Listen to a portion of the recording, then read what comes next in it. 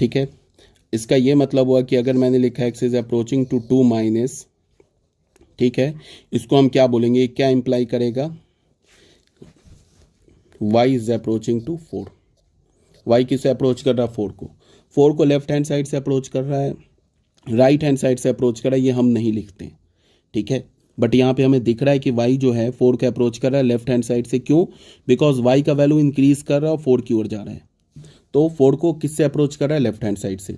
और जब x को हमने अप्रोच कराया 2 की ओर from the right hand side से, तो y का वैल्यू किसकी ओर अप्रोच कर रहा है, अगेन 4 की ओर, बट डिक्रीज होके 4 की ओर अप्रोच कर रहा है। अभी ग्राफ लेंगे ना तो और क्लियर हो जाएगा, ठीक है। ये स्टेटमेंट लिख दिया, तो ये बोल रहा है x is approaching to 2 from the left hand side, then y is approaching to 4।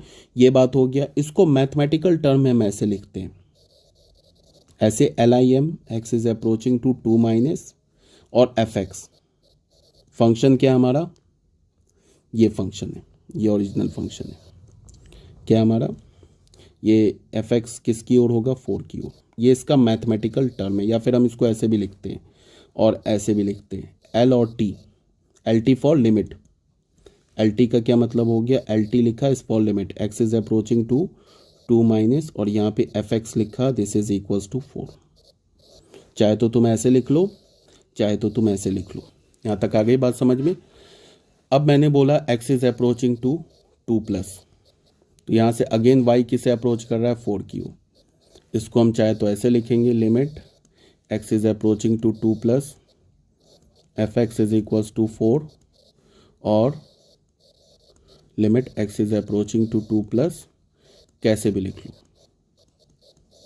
अगर मैं तुम्हें ये दिखाऊं और बोलूँ कि ये क्या लिखा हुआ है, तो तुम इसको ये देख के बोलोगे कि हमारे पास कोई एक फंक्शन FX है, ठीक है।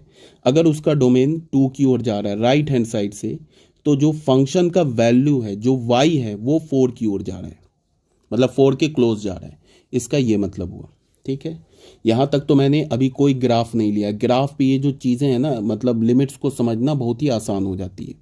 कैसे, हमारे पास फंक्शन क्या है, अब ग्राफ ड्रॉ करता हूँ मैं इस फंक्शन का। फंक्शन हमारे पास क्या है, फंक्शन हमारे पास है x square minus 4 upon x minus 2। ये हमारे पास फंक्शन है जिसमें हमने मना कर दिया कि x 2 के इक्वल नहीं है, ठीक है।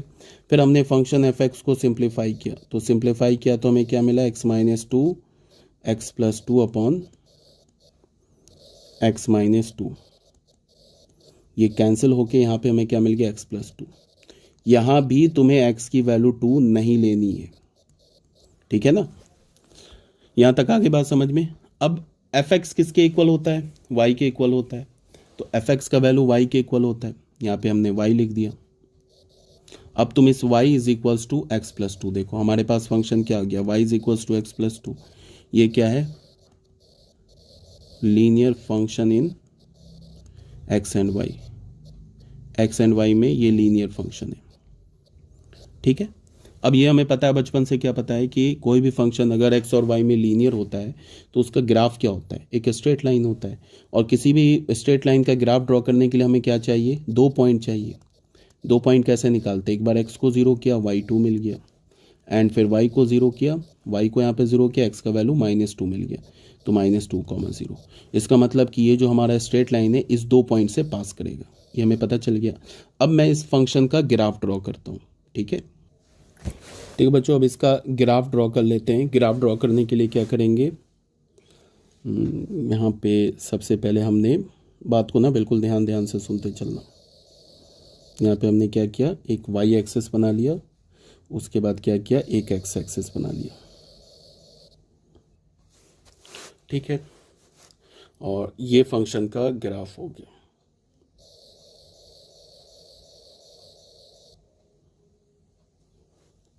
ये पॉइंट क्या हो गया, ये पॉइंट हो गया -2, 0, और ये पॉइंट क्या हो गया, 0, 2।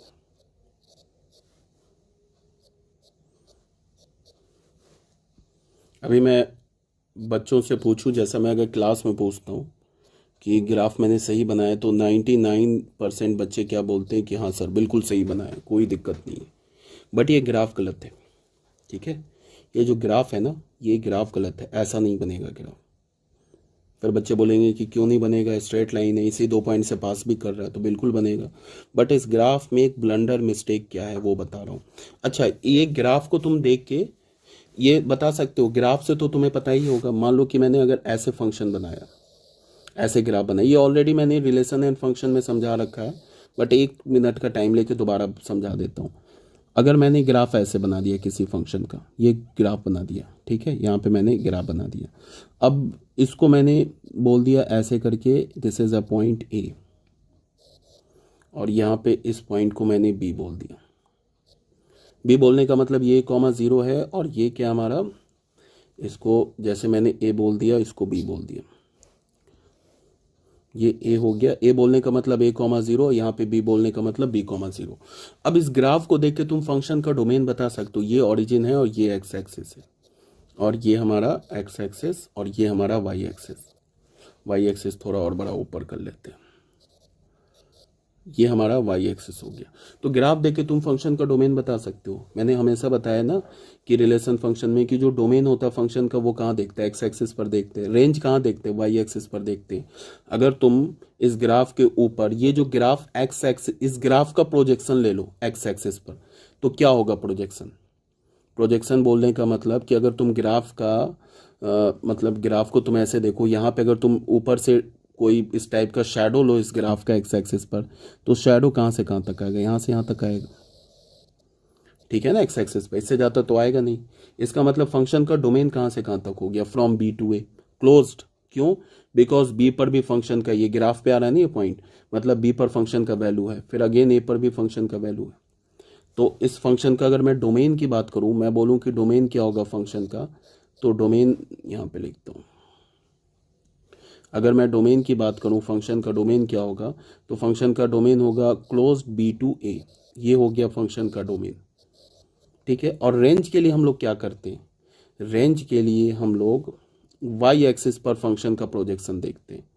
क्या देखते हैं, वाई एक्सिस पर, यहाँ से लेके यहाँ तक मान लो ये this is a point alpha. Alpha बोलने का मतलब 0, अल्फा, और ये पॉइंट हो गया हमारा बीटा। ये सब बता चुका हूँ मैं रिलेशन फंक्शन में। तो इसका रेंज क्या होगा, रेंज होगा फ्रॉम बीटा टू अल्फा, ठीक है। तो अगर मैं रेंज की बात करूं फंक्शन के, तो रेंज क्या हो जाएगा फंक्शन का, from beta two close beta से लेके अल्फा, ये हमारा फंक्शन का रेंज हो गया। तो फंक्शन को देखकर, फंक्शन के ग्राफ को देख के फंक्शन का डोमेन हमें समझ में आना चाहिए और रेंज समझ में आना चाहिए। अगर मैं एक ये पॉइंट दे दूं तुम्हें, यहाँ पे ये पॉइंट दे दूं और मैं बोलूं कि क्या ये पॉइंट फंक्शन के डोमेन में है, तो तुम बोलोगे बिल्कुल नहीं है। क्यों नहीं है भाई डोमेन में, बिकॉज अगर मैं यहाँ से एक ऐसे लाइन ड्रॉ करूँ पैरेलल टू वाई एक्सिस, ये ऐसे अगर मैं लाइन ड्रॉ करूँ वाई एक्सिस के पैरेलल, तो ग्राफ को कट ही नहीं कर रहा है। हाँ, ये पॉइंट मैं बोलूँ क्या फंक्शन के डोमेन में, तो बिल्कुल है, बिकॉज यहाँ पे मैं अगर लाइन ड्रॉ करूँ ऐसे पैरेलल टू वाई एक्सिस, तो ग्राफ को कट कर देगा। मान लो कि ये पॉइंट हमारा, सपोज दैट ये पॉइंट हमारा आ गया डेल्टा, आ गया डेल्टा बोल दिया, तो डेल्टा बोलने का मतलब डेल्टा कॉमा 0 ये पॉइंट है। यहाँ से हमने एक लाइन ड्रॉ किया पैरेलल टू वाई एक्सिस, ऐसे मैंने लाइन ड्रॉ किया, ठीक है। तो ग्राफ को कट कर दिया इस पॉइंट पर, इस पॉइंट पे कट कर दिया ग्राफ को। अब मैं बोलूँ कि इस पॉइंट का कोऑर्डिनेट हमारा आ गया डेल्टा कॉमा गामा।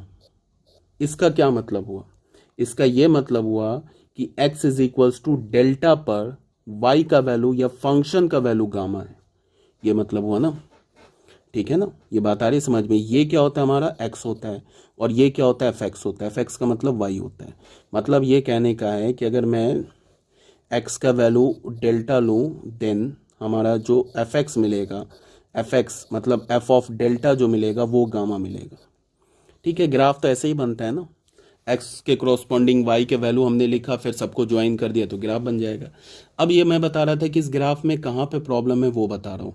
यहाँ पे कहीं पे पॉइंट 2 होगा, यहाँ पे मान लो कि इस पॉइंट को हमने 1 मान लिया, इस पॉइंट को हमने ले लिया 1, इसको हमने 2 ले लिया इस पॉइंट को। तो इसके क्रॉसपॉन्डिंग अगर मैं एक स्ट्रेट लाइन ड्रॉ करूँ ऐसे करके, सॉरी, यहाँ पे अगर मैं एक स्ट्रेट लाइन ड्रॉ करूँ, यहाँ पे एक स्ट्रेट लाइन ऐसे ड्रॉ करूँ मैं, देखो एक स्ट्रेट लाइन मैंने ऐसे ड्रॉ किया, ये थोड़ा सा ना स्लैंट हो गया, मैंने एक स्ट्रेट लाइन किया, तो ग्राफ को तो कट कर दिया इस पॉइंट पर, इस पॉइंट पे ग्राफ को कट कर दिया, मान लो कि इस पॉइंट पे कट किया, तो इसका मतलब क्या हो गया कि टू फंक्शन के डोमेन में आ गया। बट हमने तो स्टार्टिंग में ही मना कर रखा है कि टू फंक्शन के डोमेन में नहीं है, यहीं पे मना कर दिया ना कि x जो है वो 2 के इक्वल नहीं है। इसका ये मतलब है कि ये ग्राफ अभी हमारा गलत है। देख लो, एक बस पॉइंट हमें ग्राफ से निकालना है। कौन सा पॉइंट निकालना है? बस ये पॉइंट निकाल देना ग्राफ से। अब जैसे ही हमने ये पॉइंट निकाल दिया, अब हमारा ग्राफ जो है बिल्कुल सही हो गया। ये पॉइंट हमने निकाल दिया ग्राफ से, ठीक है। अब ये ग्राफ से पॉइंट निकाल दिया। अब हमारा ये जो स्ट्रेट लाइन दिख रहा है ना, ये फंक्शन का कर्व हो गया। इस पॉइंट होल के करॉस्पॉन्डिंग ये पॉइंट हमने लिया। अब सुन लो, ये अब यहाँ पे बिल्कुल क्लियर हो गया कि जो टू जो है फंक्शन के डोमेन में नहीं है। अब मैं तुम्हें ग्राफ से समझाने की कोशिश कर रहा हूँ कि फंक्शन का अगर हम x को 2 के क्लोज ले जाएं लेफ्ट हैंड साइड से और राइट हैंड साइड से, तो क्या हो सकता है वो समझाने की कोशिश कर रहा हूँ। देखना ध्यान से। x एक बार यहाँ पे होगा, x यहाँ पे होगा, फिर यहाँ पे होगा, फिर यहाँ पे होगा। अगर x यहाँ पे है तो देखो y का वैल्यू कहाँ पे है, ठीक है, ये y का वैल्यू है हमारा, उसके क्रॉसपॉन्डिंग ये y का वैल्यू है, ठीक है। और x को मैं थोड़ा और क्लोज ले जाऊं तो y का वैल्यू देख लो। ये जो स्ट्रेट लाइन अभी मैंने रेड से बनाया ना, ये y के वैल्यू को रिप्रेजेंट कर रहा है ना। और अगर ये स्ट्रेट लाइन y एक्सिस से, ये x एक्सिस से ऊपर है तो y का वैल्यू पॉजिटिव लेंगे, और ये स्ट्रेट लाइन अगर x एक्सिस से नीचे तो y का वैल्यू निगेटिव लेंगे। तो फिर y का वैल्यू कहाँ गया? यहाँ पे आएगा। और क्लोज ले जाएं, ऐसे करके हम y को ले जाएं तो यहाँ पे अगेन y का वैल्यू, ये तुम्हें अब ग्राफ से ये इंट्यूटिव क्लियर होना चाहिए कि y का वैल्यू, स्टार्टिंग में y का वैल्यू कहाँ से था? यहाँ से यहाँ तक था, फिर ये इतना और बढ़ गया, फिर ये इतना और बढ़ गया। तो ग्राफ y का वैल्यू क्या हो रहा है? इंक्रीज हो रहा है। और इंक्रीज होके किसकी ओर जा रहा है? 4 की ओर जा रहा है। अब अगर मैं इस होल का कोऑर्डिनेट बोलूँ, ये जो होल दिख रहा है ना तुम्हें, ये होल, ये फंक्शन के कर्व पर नहीं है। अगर मैं बोलूँ कि इस होल का कोऑर्डिनेट क्या है, तो वो है 0,4। क्या है इस होल का कोऑर्डिनेट? 0,4। और इस पॉइंट का कोऑर्डिनेट क्या है? इस पॉइंट का कोऑर्डिनेट है 0,4। क्या मैं लिख रहा हूँ यार, इस होल के क्रॉसपॉन्डिंग यहाँ पे ये y एक्सिस पर मैं पॉइंट दूं तो ये हो जाएगा 0,4। इस होल का तो तुम कोऑर्डिनेट ले ही नहीं सकते हो, बिकॉज ये ग्राफ पर होता तब तो बोलते x का वैल्यू ये तो y का वैल्यू ये, बिकॉज तो x का वैल्यू 2 तो यहाँ पे डाल ही नहीं सकते। बट इस पॉइंट का कोऑर्डिनेट क्या हो जाएगा? 0,4, मतलब इसके एग्जैक्ट जो है ना यहाँ पे। अब यहाँ पे क्या है, एक तो हमें दिख रहा है कि जितना ही हम क्या करें, x को 2 के क्लोज ले जाएं, जितना ही हम x को 2 के क्लोज ले जाएंगे तो y का वैल्यू साफ साफ दिख रहा है कि y का वैल्यू देख लो क्या हो रहा है, इंक्रीज हो रहा है, ठीक है। अब मान लो कि यहाँ से हम स्टार्ट करते हैं x के वैल्यू को, यहाँ से देखते हैं, ये है y का वैल्यू। देख लो अभी तो 4 से बहुत आगे है, देखो 4 से बहुत ऊपर है, देखो इतना डिफरेंस है, ये यहाँ से यहाँ तक का डिफरेंस है 4 में। और थोड़ा क्लोज ले गए तो y का वैल्यू क्या हो रहा है? आगे डिक्रीज कर गया ना। और थोड़ा देखो, ये अब ये जो डिफरेंस है, ये डिफरेंस कम हो गया, ये डिफरेंस कम हो गया ना। इसका मतलब कि जब हम x को अप्रोच करा रहे हैं ना 2 की ओर राइट हैंड साइड से, तो y का वैल्यू क्या हो रहा है? डिक्रीज हो रहा है, जो हमें इस टेबल से भी दिख रहा था। x को हमें अप्रोच करा रहे हैं ना 2 की ओर राइट हैंड साइड से, तो देखो ना y की वैल्यू यहाँ से साफ साफ डिक्रीज हो रहा है। जितना क्लोज ले जाएंगे y की वैल्यू डिक्रीज होती जाएगी, और क्लोज ले जाएंगे, यहाँ से और गए, यहाँ से क्लोज, और यहाँ से क्लोज गए तो देखो और y की वैल्यू डिक्रीज हो गई। और क्लोज गए तो और क्लोज जाएंगे तो और y की वैल्यू डिक्रीज हो गई, ठीक है। अब मैं बोलूँगा कि कितना क्लोज जाएंगे, तो जितनी मर्जी है तुम्हारी उतनी क्लोज चले जाओ y के, कोई दिक्कत नहीं है, कोई नंबर की कमी थोड़े है, नंबर की कमी तो है ही नहीं। बट कभी भी इस पॉइंट पर नहीं पहुंचेंगे, जितना क्लोज ले जाओ पॉइंट पे नहीं पहुंचेंगे। तो इस ग्राफ से हमें इंट्यूटिव क्या क्लियर हो रहा है कि अगर हमने x को अप्रोच कराया 2 की ओर from the left hand side और x को अप्रोच कराया 2 की ओर from the right hand side, तो जो फंक्शन है ना, मतलब fx जो है, मीन्स जो y है, वो किसकी ओर अप्रोच करेगा? 4 की ओर, ठीक है। तो यहाँ से हमें क्या पता चला? यहाँ से हमें ये पता चला ग्राफ से, ये ग्राफ इधर भी जा रहा है ऐसे, इधर जा रहा है, और ये ग्राफ इधर भी ऐसे जा रहा है, ठीक है। तो हमें क्या पता चला वो बता रहा हूँ। हमें ये पता चला कि लिमिट,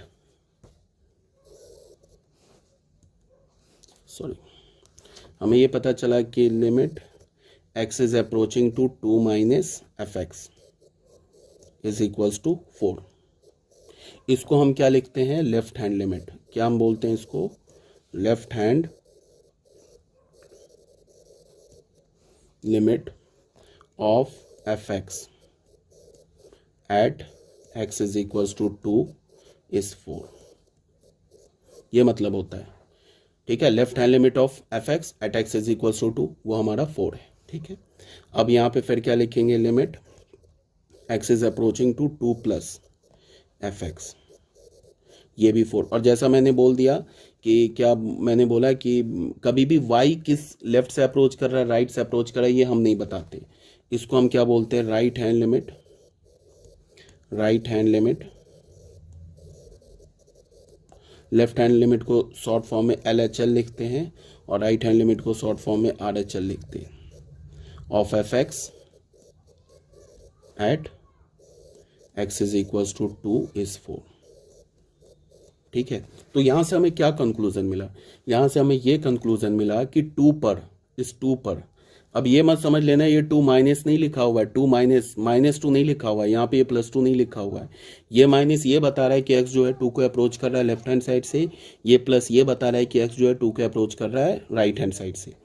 तो यहाँ से हमें क्या कंक्लूजन मिला, यहाँ से और यहाँ से हमें क्या कंक्लूजन मिला, यहाँ से हमें ये कंक्लूजन मिला कि फंक्शन का लेफ्ट हैंड लिमिट 2 पर 4 है और फंक्शन का राइट हैंड लिमिट 2 पर 4 है।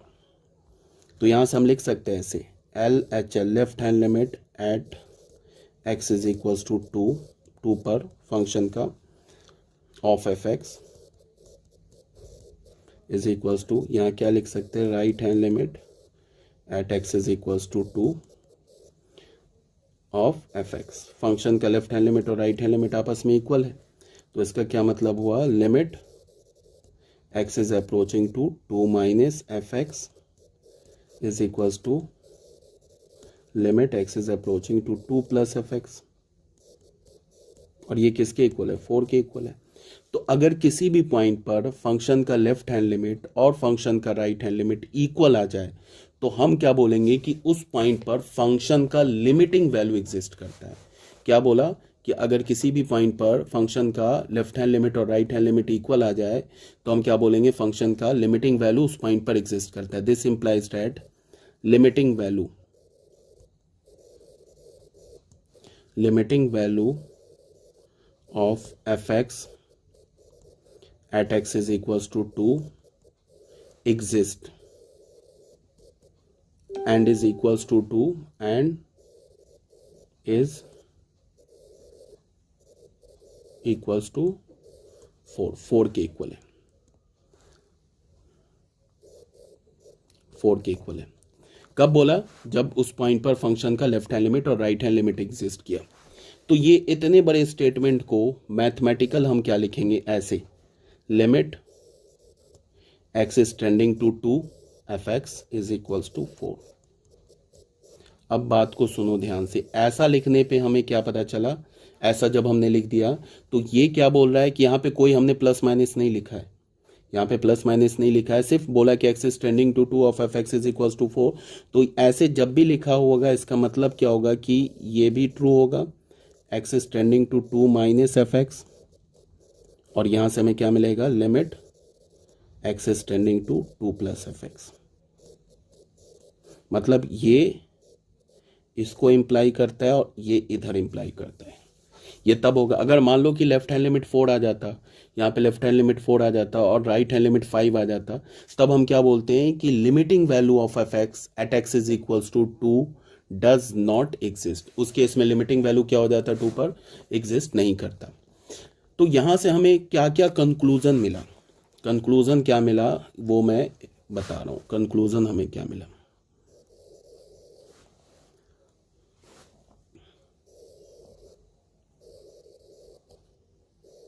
ये मैं डिटेल से इसलिए पढ़ा रहा हूं कि बच्चों ये चैप्टर बहुत इंपॉर्टेंट है, ठीक है। कंक्लूजन पहला हमें क्या मिला, फर्स्ट कंक्लूजन मिला क्या, कि limit x is tending towards 2 minus f x is equals to 4। दूसरा क्या मिला, लिमिट मतलब राइट हैंड लिमिट 2 पर क्या मिला, फंक्शन का 4 के इक्वल है। थर्ड में हमें क्या पता चला कि limit x is equals to 2 fx exist and is equals to 4। यहां तक तो कोई दिक्कत नहीं, तो ऑलरेडी बता चुका हूं। फोर्थ में क्या मिला, ये इंपॉर्टेंट है, f2 does not exist.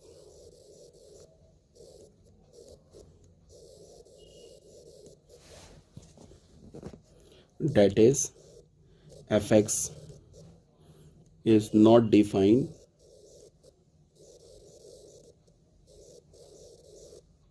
at x is equals to 2, but its limiting value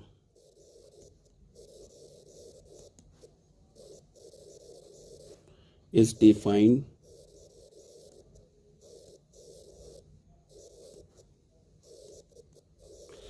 बच्चों। ये जो हमारा फोर्थ जो पॉइंट है ना, काफ़ी इंपॉर्टेंट पॉइंट है, इसको ध्यान से समझो। बहुत बच्चों के दिमाग में क्या होता है कि अगर टू पर फंक्शन डिफाइन नहीं है तो इसका मतलब टू पर लिमिटिंग वैल्यू भी डिफाइन नहीं होगा। बट जो अभी मैं बोलने जा रहा हूँ उसको सुनना ध्यान से। मैं क्या बोल रहा हूँ कि किसी पॉइंट पर फंक्शन के लिमिटिंग वैल्यू का और उस पॉइंट पर फंक्शनल वैल्यू का आपस में कोई लेना देना नहीं है। क्या बोला मैंने कि टू पर फंक्शन का वैल्यू क्या होगा, टू पर फंक्शन का लिमिटिंग वैल्यू होगा, इसका आपस में कोई लेना देना नहीं है। इसका मतलब यह भी हो सकता है कि किसी पॉइंट पर फंक्शनल वैल्यू तो एग्जिस्ट करे बट लिमिटिंग वैल्यू एग्जिस्ट ना करे। जैसे इस केस में क्या हुआ कि टू पर फंक्शनल वैल्यू तो एग्जिस्ट नहीं किया बिकॉज टू पर फंक्शन तो डिफाइंड ही नहीं है, बट टू पर लिमिटिंग वैल्यू एग्जिस्ट कर गया।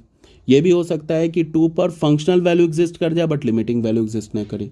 ये भी हो सकता है कि किसी पॉइंट डोमेन के किसी पॉइंट पे लिमिटिंग वैल्यू भी एग्जिस्ट नहीं करे और फंक्शनल वैल्यू भी एग्जिस्ट नहीं करे। ये भी पॉसिबिलिटी हो सकती है। ये भी पॉसिबिलिटी हो सकती है कि कोई एक एग्जिस्ट कर जाए, लिमिटिंग वैल्यू और फंक्शनल वैल्यू में एक एग्जिस्ट कर जाए, एक दूसरा एग्जिस्ट ना करे, या दोनों एग्जिस्ट ना करे, या फिर दोनों कर जाए। ये कुछ भी हो सकता है। ये भी हो सकता है कि किसी पॉइंट पर फंक्शनल वैल्यू भी एग्जिस्ट कर जाए, लिमिटिंग वैल्यू भी एग्जिस्ट कर जाए, दोनों एग्जिस्ट ना करे, दोनों में से कोई एक एग्जिस्ट करे, कुछ भी हो सकता है। तो हम ऐसा नहीं बोलेंगे कि अच्छा टू पर फंक्शन का वैल्यू तो एग्जिस्ट नहीं कर रहा है, इसका मतलब लिमिटिंग वैल्यू भी एग्जिस्ट नहीं कर रहा है। ये नहीं बोलेंगे, बिल्कुल गलत है। मैंने क्या बोला, किसी पॉइंट पर फंक्शनल वैल्यू का और किसी पॉइंट पर लिमिटिंग वैल्यू का आपस में कोई लेना देना नहीं है। ठीक है, कुछ भी हो सकता है। ठीक है फिर, ओके।